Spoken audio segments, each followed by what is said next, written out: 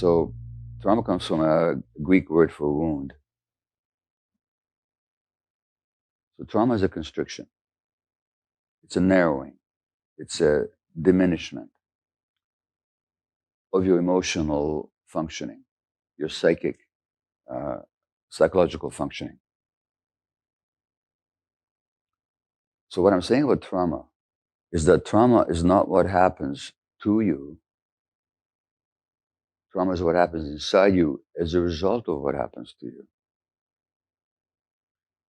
How many of you had the experience that you had a strong gut feeling about something and you ignored it and you were sorry afterwards? Sorry that you ignored it. Just raise your hand if you've had that experience. Okay? Most people here. Now, that's what I mean. That's the first sign of trauma, or the first impact of trauma, is a separation from yourself. Because your gut feelings are the strongest guide for what you need in the world. They're essential. How long would you survive out there in nature if you ignored your gut feelings? You wouldn't. You'd be dead. That's how important gut feelings are. What makes us disconnect from our gut feelings so that they're actually even there telling you and you ignore it? Well, you've been disconnected from yourself. That's the first impact of trauma, is a disconnection from the self. The second impact of trauma is you disconnect from other people. No, you just don't trust others. You just don't trust others. And you feel very much isolated and on your own. So addiction is a very lonely kind of thing.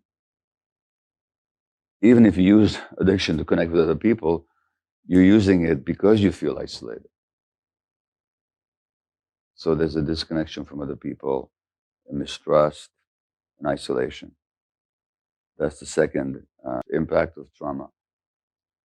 The third impact of trauma is your view of the world.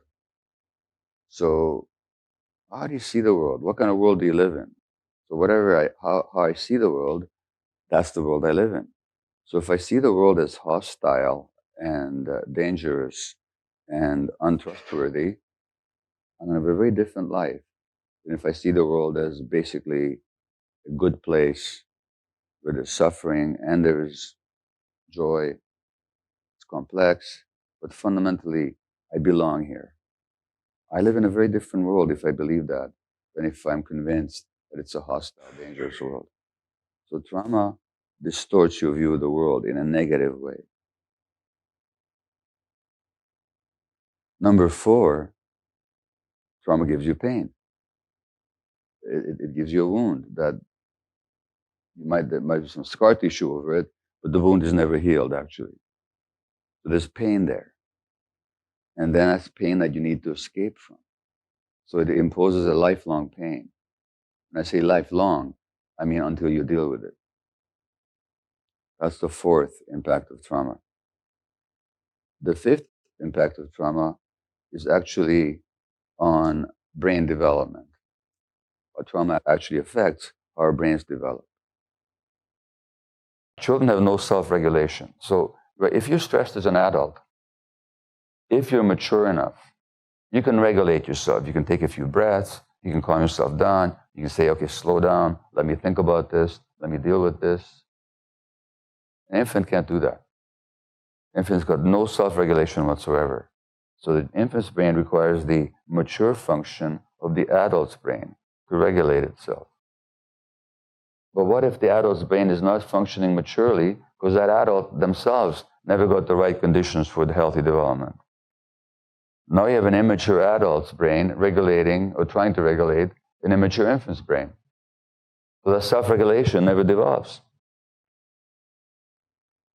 Number 6 is that trauma gives you a shame-based view of yourself. So you become actually ashamed of who you are. Not just of what you do, but of who and what you are as a person. So trauma gives you a shame-derived sense of yourself. That's number 6.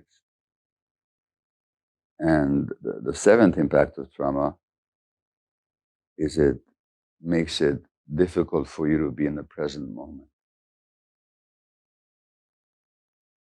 It keeps you stuck in the past. So you react to the present, or you're thinking you're reacting to the present, but actually you're reacting to the past. And that's an important one because it affects everybody.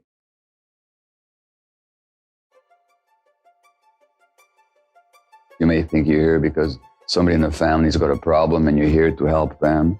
What I'll be telling you throughout the day is that actually each one of us is here for ourselves.